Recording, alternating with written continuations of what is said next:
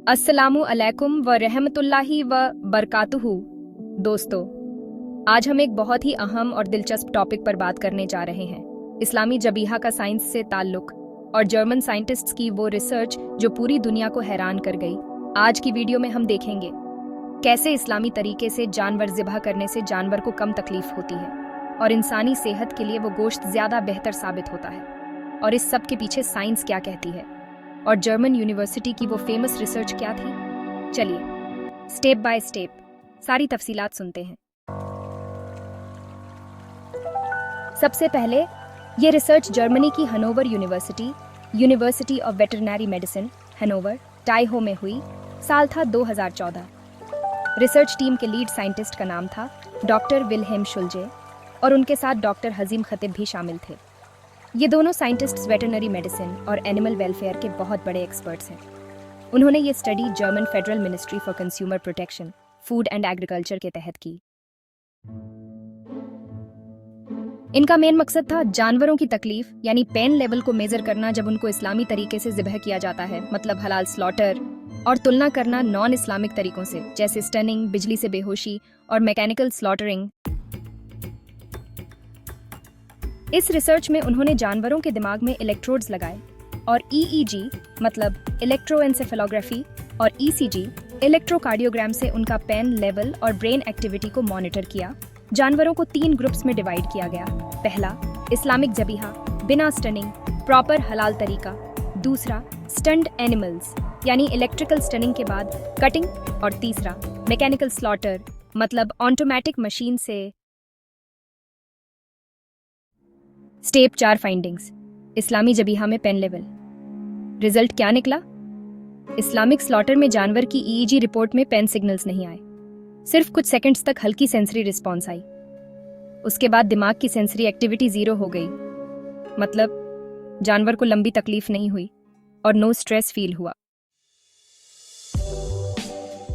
Step 5 blood drainage और health impact. एक और बहुत इंपॉर्टेंट पॉइंट, इस्लामिक जबीहा में नेक यानी गर्दन की 4 इंपॉर्टेंट ब्लड वेसल्स एक साथ कट की जाती हैं, 2 जगुलर वेन्स और 2 कैरोटिड आर्टरीज। इससे क्या होता है?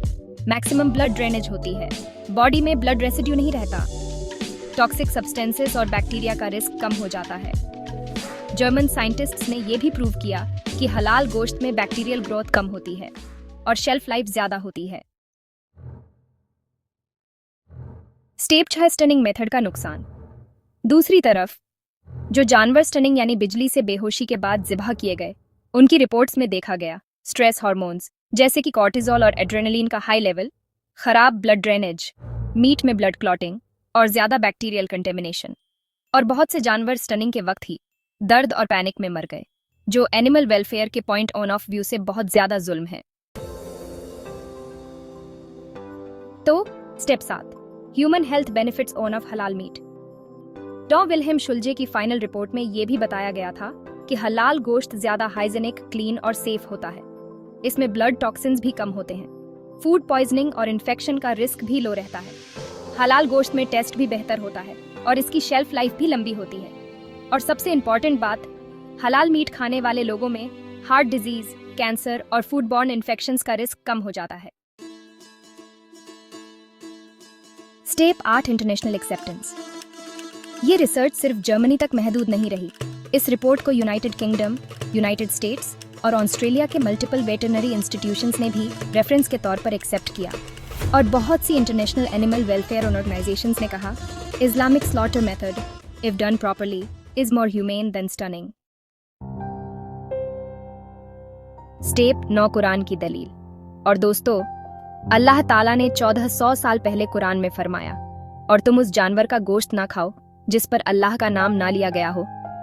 सूरह अल-अनाम आयत 121। आज साइंस ने इस हुक्म को तस्लीम कर लिया कि हलाल जबीहा सिर्फ इबादत नहीं, हेल्थ और सेफ्टी की भी गारंटी है। Step 10 closing message. तो दोस्तों, जो बात अल्लाह और रसूल तदैन ने 1400 साल पहले बता दी, आज साइंस ने एक्सपेरिमेंट्स और रिसर्च के जरिए उसे साबित कर दिया। हलाल जबीहा भी एक नेचुरल और साइंटिफिक रहमत है। अपने हलाल लाइफस्टाइल को अपनाओ, हलाल फूड की इंपॉर्टेंस समझो और इस नॉलेज को दूसरों तक जरूर पहुंचाओ। अगर आपको ये वीडियो पसंद आए तो लाइक करें, कमेंट करें और चैनल को सब्सक्राइब करना ना भूलें।